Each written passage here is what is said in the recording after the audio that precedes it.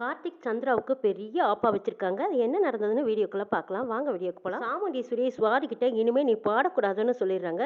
இதை கேட்ட ரேவதிக்கு கோவம் வருது. இதை பாருங்கம்மா, உங்களுக்கு பிடிச்சது தான் சாப்பிடணும், உங்களுக்கு பிடிச்ச ட்ரெஸ் தான் போடணும்னா இனிமே இதெல்லாம் காலகட்டத்துக்கு சரி வராது. நாங்களும் வளர்ந்துட்டோம், எங்களுக்கு உணர்வுகள், உணர்ச்சிகள், விருப்பு வெறுப்பம் எல்லாம் இருக்குன்னு உங்களுக்கு தெரியாதா? வீட்டிலையும் அந்த பொண்ணுங்க ஏதாவது ஒண்ணுல சாதனை பண்ணிட்டு வந்தா அந்த வீட்டுக்கும் பெருமை, அந்த பெத்தவங்களுக்கும் பெருமை, அந்த பொண்ணுக்கும் பெருமைன்னு பாராட்டுவாங்க. ஆனா நீங்க தான் வித்தியாசமான அம்மாவாச்சே.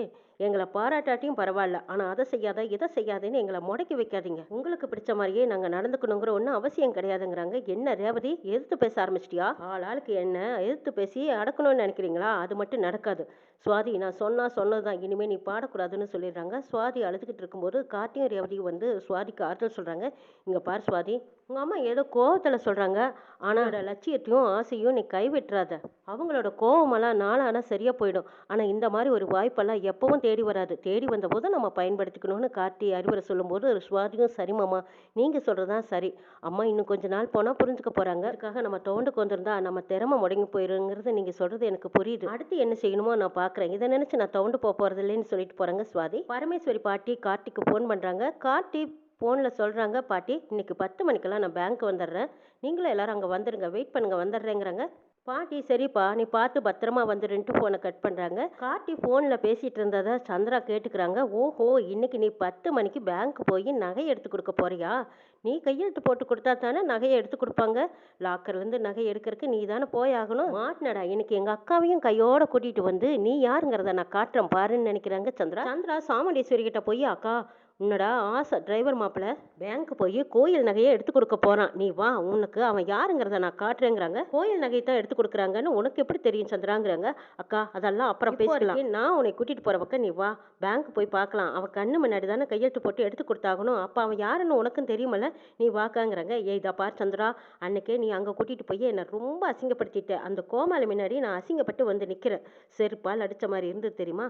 திரும்பவும் அங்கேயே கூட்டிட்டு போய் நிறுத்துறியா? ஒன்று வேண்டாம், மாப்பிள்ளை எப்போ பார்த்தாலும் சந்தேகப்படுறதே உனக்கு வேலையா போச்சு, வேண்டாங்கிறாங்க சாமுண்டீஸ்வரி.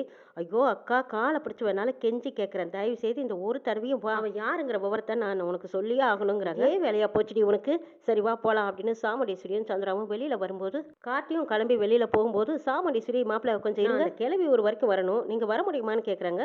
ஓ தாராளமா போலாமேன்னு கார்த்தி ரொம்ப ஈஸியா சொன்னதை பார்த்த சந்திரா, என்னது இவ்வளவு ஈஸியா சொல்றானே, வேற ஏதாவது பிளான் பண்ணி வச்சுட்டானுங்களா? சரி என்னதான் நடக்குதுன்னு பார்க்கலாம். ஊர்க்காரங்க எல்லாரும் பேங்க்ல தானே இருக்காங்க, இவன் எப்படி பார்த்தாலும் அங்கே போய் ஏமாற்ற முடியாதுன்னு நினச்சிக்கிட்டு சாமுண்டீஸ்வரி, சந்திரா, கார்த்தி 3 பேரும் காரில் போயிட்டு இருக்காங்க. பேங்க்ல மேனேஜர் வந்திருக்காங்க. அங்கே எல்லாரும் ஊர்க்காரங்களும் பாட்டி எல்லாரும் நிற்கிறத பார்த்து மேனேஜர் கேட்குறாங்க, அடடே நீங்கள் எல்லாரும் அந்த ரொம்ப வருஷமா வச்சிருந்த நகையை எடுக்கிறதுக்காக வந்திருக்கீங்களா?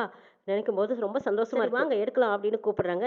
இல்லைங்க ஐயா, என் பேரை வந்து தான் அந்த நகையை எடுக்கணும், அவங்க தாத்தா போட வேண்டிய கையெழுத்தை என் பேரன் கையெழுத்து போட்டால் எடுக்கலான்னு எழுதி வச்சிருக்காரு, அதனால என் பேரன் இப்போ வந்துகிட்டு இருக்கான், அவன் வந்ததுக்கப்புறம் எடுத்துக்கலாங்கிறாங்க. ஓ அப்படியா, உங்கள் பேரை வந்ததும் சொல்லுங்க, அவரை பார்க்கணுன்னு எனக்கு ஆசையாக இருக்குதுங்கிறாங்க.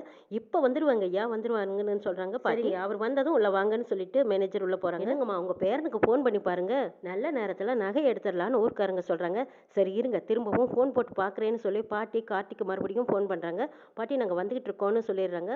இப்போ வந்துகிட்டு இருக்கானா, இப்போ வந்துடுவான், வெயிட் பண்ணுங்க அப்படின்னு பாட்டி சொன்ன மாதிரி வந்துடுவாரே, வரட்டும் கொஞ்சம் நேரம் தானே காத்திருக்கலாங்க. பாட்டி இதெல்லாம் வெயிட் பண்ணிட்டு இருக்கும்போது அங்கே சந்திரா, சாமுண்டீஸ்வரி, இளையராஜா, கார்த்திக் 4 பேர் வராங்க.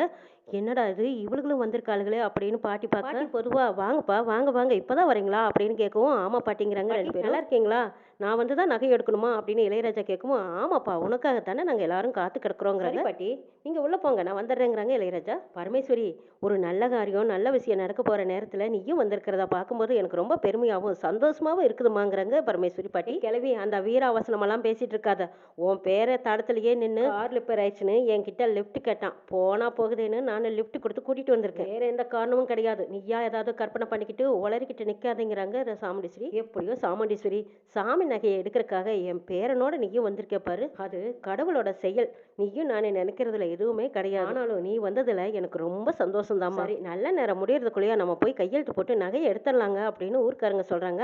ஆமாமா எடுத்துடணும் அப்படின்னு பாட்டி கார்த்தியை பார்க்குறாங்க. கார்த்தி தலையசிக்கிறத பார்த்த பாட்டி, என் பேரை ஏதோ ஒரு ஐடியாவோட தான் வந்திருக்கான், சரி நாம உள்ள போலாம் அப்படின்னு சொல்லி பாட்டி ஊர்க்காரங்களை கூட்டிட்டு மேனேஜரோட ரூமுக்கு போறாங்க. ஏய் என்ன எல்லாரும் போயிட்டாங்க, நீ அந்த கிழவியோட பேரன் தானே, நீயும் போகாம வெளியிலேயே நிக்கிறேன்னு சந்திரா கேட்குறாங்க. நான் எப்பவும் ஒரு நல்ல விஷயம் பண்ணும்போது எனக்கு ஏதாவது ஒரு சவுண்டு கேட்கணும். டைனசோசியமெல்லாம் நான் பார்க்குறவன், அதனால எனக்கு ஏதாவது ஒரு சவுண்டு வந்தால் மட்டும்தான் நான் போய் இந்த காரியத்தில் இறங்குவேங்கிறாங்க இளையராஜா. அப்படின்னா என்ன பள்ளிக்கு இது செய்யணும் சொல்லணுமான்னு கேட்குறாங்க சந்திரா. அப்படியும் வச்சுக்கலாங்கிறாங்க இளையராஜா. பேசி முடிக்கிறக்குள்ளேயா வெளியில கார் டும்முன்னு ஒரு சவுண்டு கேட்குது. அடே அப்பா, நான் எதிர்பார்த்த மாதிரியே ஒரு சவுண்டு வந்துருச்சு. சரி எனக்கு நல்ல நேரம் வந்துருச்சுன்னு நினைக்கிறேன். சரி நான் போய் கையெழுத்து போட்டு நகையை எடுக்கிறேன் அப்படின்னு சொல்லிட்டு உள்ள போறாங்க. கார்த்தி சாமுண்டேஸ்வரி கிட்ட சொல்றாங்க, மேடம் ஏதோ கார் அடிச்ச மாதிரி சத்தம் கேட்டதில்ல, உங்களுக்கு கேட்டுதாங்கிறாங்க. ஆமா மாப்பிள்ள எனக்கு தான் கேட்டுதுங்கிறாங்க. பார்த்துட்டு வரேங்கிறாங்க கார்த்தி. ஓ இல்ல இல்ல அதெல்லாம் நீ போகக்கூடாது, இங்கேயே தான் நிக்கணும், எங்க கண்ணு முன்னாடியே நிக்கணுங்கிறாங்க சந்திரா. என்னங்க போற வழியில நம்ம காரை எவனாலும் இடிச்சுட்டு போயிருந்தா என்னங்க பண்றது, இதை கூட போய் பார்க்க கூடாதுன்னு சொல்றீங்களா? என்ன உள்ளையா போற, வெளியே தாங்க போறேன், இதுக்கு எங்க தடுக்குறீங்கன்னு கேக்குறாங்க கார்த்தி. ஏ சந்திரா உனக்கு கொஞ்சமாச்சு அறிவு இருக்காடி, மாப்பிள்ள எவனாலும் போற வாக்குல நம்ம கார்ல கேது இடிச்சுட்டு போயிட போறான், நீங்க போய் அதை என்னன்னு பாருங்க, கார்ல இடிச்ச சத்தம் மாதிரி தான் கேட்டுது, நீங்க எதுக்கும் போய் பாருங்க மாப்பிள்ளைங்கிறாங்க. அக்கா இது சரியில்லக்கா, இவனை வெளியே விடாத, இங்கேயே இருக்க வை அப்படிங்கிறாங்க. மாப்பிள்ள வெளியே தாண்டி போறாரு, இதுல ஒன்னும் ஆயிட போறது இல்ல, நீங்க போங்க மாப்பிள்ள அப்படின்னு சாமுண்டேஸ்வரி சொல்லவும் கார்த்தி வெளியில வந்ததும் சைடா இருக்கிற அந்த கதவு வழியா ஆபீஸ்க்குள்ள போயிடுறாங்க. மேனேஜர் கார்த்தியை பார்த்ததும் வரவேற்கிறாங்க. வாங்க சார், உங்களுக்காகத்தான் நாங்க இவ்வளவு நேரம் வெயிட் பண்ணிட்டு இருந்தோம், உங்களை பாக்குறதுக்கு நானும் ரொம்ப ஆவலா காத்திருந்தேன், நீங்க தான் பாட்டியோட பேரனாங்கிறாங்க. ஆமா சார், நகையை வச்சு ரொம்ப வருஷமாச்சு, இப்பதான் அந்த நகையை எடுக்கிறதுக்கு ஒரு நல்ல நேரமும் வாய்ப்பும் கூடி இருக்கு, உங்களை பார்த்ததுல ரொம்ப சந்தோஷம். சரி டீ காப்பி ஏதாவது சாப்பிடுங்கன்னு சொல்றாங்க. இல்ல சார் அதெல்லாம் ஒண்ணும் வேண்டாம், நல்ல நேரத்துல கையெழுத்து போட்டு நகையை எடுத்துடலாங்கிறாங்க கார்த்தி. தாராளமா அப்படின்னு சொல்லி கையெழுத்து வாங்கிக்கிறாங்க. கையெழுத்து போட்டு கொடுத்து முடிச்சதும் இந்த பக்கமா எதுவுமே தெரியாத மாதிரி வெளியில இருந்து மறுபடியும் உள்ள வந்துடுறாங்க. சந்திராவும் சாமுண்டீஸ்வரியும் கார்த்தியை பார்த்துக்கிட்டே இருக்காங்க. பேங்க் மேனேஜர் நகையை எடுத்து பாட்டி கையில கொடுக்குறாங்க. பாட்டி ஊர்க்காரங்க இளையராஜா இவங்க எல்லாரும் நகையை வாங்கிக்கிட்டு வெளியில வராங்க. பார்த்ததும் சாமுண்டீஸ்வரிக்கும் சந்திராவுக்கும் தூக்கி வாரி போடுது. ஏ சந்திரா அந்த கிழவி நகையோட வர பாருங்கிறாங்க சாமுண்டீஸ்வரி. பரமேஸ்வரி பாட்டி கொண்டு வந்ததும் பெட்டியை திறந்து நகையை சாமுண்டீஸ்வரி கிட்ட காட்டுறாங்க. இதா பார் சாமுண்டீஸ்வரி, இதுதான் நம்ம கோயில் நகை, பேரை வந்து கையெழுத்து போட்டு தான் இந்த நகையை எடுத்திருக்கோம், இந்த விஷயத்துல நீயும் கலந்துக்கிட்டதுல எங்களுக்கு ரொம்ப சந்தோஷம் சாமுண்டீஸ்வரி, பெருமையாவும் இருக்கு.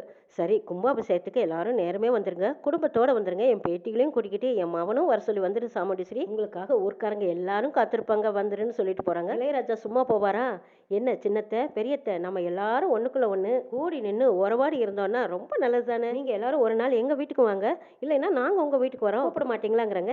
இது உனக்கு நாகரிகமா தெரியல, பேசாம போடாங்கிறாங்க சந்திரா. அட என்னங்க நீங்க உறவுன்னு இருக்கிறது எதுக்கு, போய்க்கும் வந்துக்கும் தானுங்கிறாங்க. ஹலோ டிரைவர், நான் இவங்களோட போய்க்கிறேன், நீ வந்துருப்பா அப்படின்னு சொல்லிட்டு இளையராஜா காட்டிக்கிட்டையும் காமெடி பண்ணிட்டு போறாங்க. சாமுண்டீஸ்வரிக்கு சந்திராவை பார்த்ததும் வந்ததே கோபம். இந்த லூசு பையன் முன்னாடி மறுபடியும் என்ன தலைகுனிய வச்சுட்டியடி, அசிங்கப்படுத்தி அவமானப்படுத்திட்ட, அந்த கிழவி என்னெல்லாம் சொல்லிட்டு போனா பாத்தியா, அவன் பேரை வந்து கையெழுத்து போட்டு நகையை எடுத்து கொடுத்தானா, பெருமையா வேற சொல்லிட்டு போறான், இதையெல்லாம் பார்க்கணுன்னு தான் என்ன கூட்டிட்டு வந்தியா, இதெல்லாம் உனக்கு தேவையா, பார்த்தாலும் என் மாப்பிள்ளைய சந்தேகப்படுறது, அவரை முன்னாடி நிக்க வச்சு அவரை அவமானப்படுத்துறது அசிங்கப்படுத்துறது, இதுவே உனக்கு வேலையா போச்சா, ரேவதி வாழ்க்கையில நீ விளையாடுற, எதுவும் மாப்பிள்ளை பெருந்தன்மையா இருக்கிறதுனால பெருசா இதை பத்தி எதுவும் கண்டுக்கல, நான் அடுத்த தடவை இந்த மாதிரி மாப்பிள்ளைய பத்தி ஏதாவது குறை சொன்னேன் அப்புறம் நான் என்னதான் பண்ணுவேன்னு எனக்கே தெரியாது, ஓங்கி அரைஞ்சிருவேன் பாத்துக்கோங்கன்னு அறையிருக்கு போறாங்க சாமுண்டீஸ்வரி.